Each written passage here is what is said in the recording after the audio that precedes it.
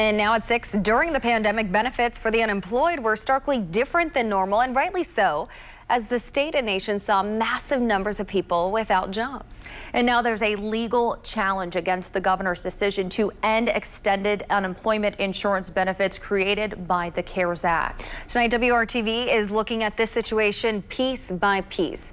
Here's what this legal move means. Governor Holcomb announced in May Indiana would stop providing federal COVID-19 pandemic unemployment benefits effective June 19th. That's this Saturday.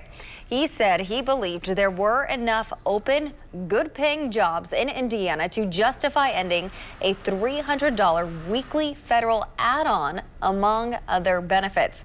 2 legal organizations have filed for a preliminary injunction, which would allow people to receive benefits while the case continues.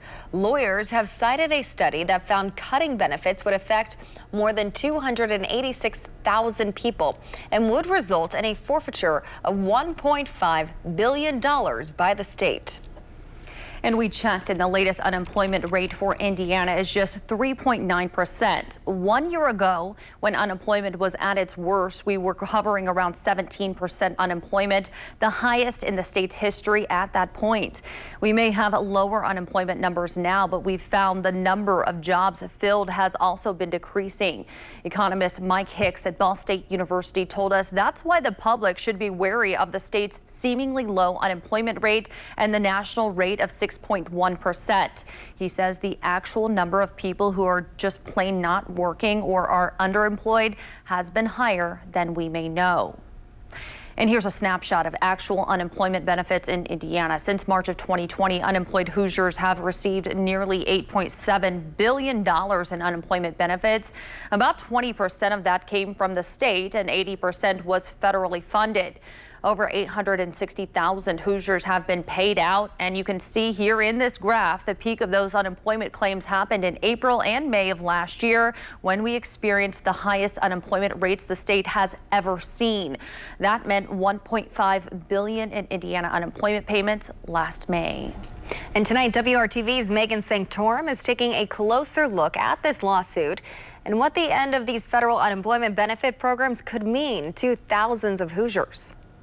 The next few months are filled with uncertainty for many Hoosiers like Susan Gibson. I was on PUA, so I will be getting $0 after this week. Gibson lost her job during the pandemic, and the federal benefit programs have been her lifeline. Well, I've been able to, one thing, eat. I can pay rent. I can pay my utilities, except I need help some still now. But it's just a matter of knowing that I could get gas in my car. And that I'm not worried about a place to sleep. But that is all about to change after Governor Holcomb announced Indiana would be opting out of these programs before they end in September, saying it will help encourage Hoosiers to go back to work. But Gibson says it's not that easy. I have interviewed only 3 times out of over 100 and some applications I put in. She says she has 35 years of various work experience and a master's degree. She says she constantly applies for jobs, but just isn't hearing back. So she was excited to learn about this lawsuit. This lawsuit is premised on a law passed by the legislature that says it's the policy of the state of Indiana to avail itself of federal unemployment benefits that are available to eligible Hoosiers. And we're asking that the state follow that law to go and obtain those benefits for people who may be eligible. They're asking for the benefit programs to continue through the federal end date, saying ending them now could have devastating impacts on the lives of many. Without these benefits continuing, many of them are worried about facing eviction because they will not have income to meet their rent and other expenses of daily living.